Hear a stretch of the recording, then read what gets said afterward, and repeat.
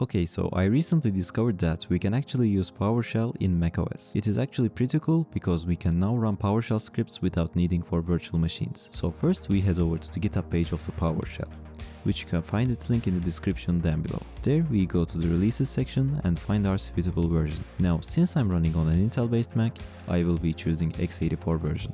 However, if your Mac is equipped with an ARM CPU such as M1, then you should use this one instead. Anyway, we simply run the downloaded installer and go through it, which is a very straightforward process. Also, on a side note, you can use Homebrew to install PowerShell as well. However, I've encountered few issues trying that method. So in my opinion, downloading the installer and going from there is much solid option. Once the installation is completed, we are ready to use the PowerShell. To use it, what we need to do is go to our applications and run it, just like that.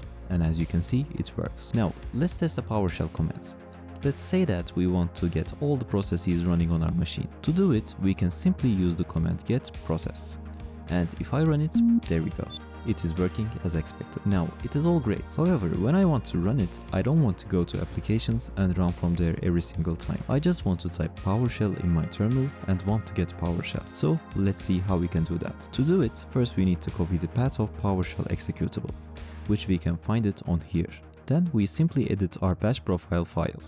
To do it, I will be using this command. At this point, we are ready to add our PowerShell alias.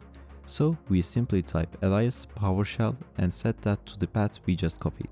Then save and exit. Now, if I open a terminal window, type PowerShell and hit enter, there we go.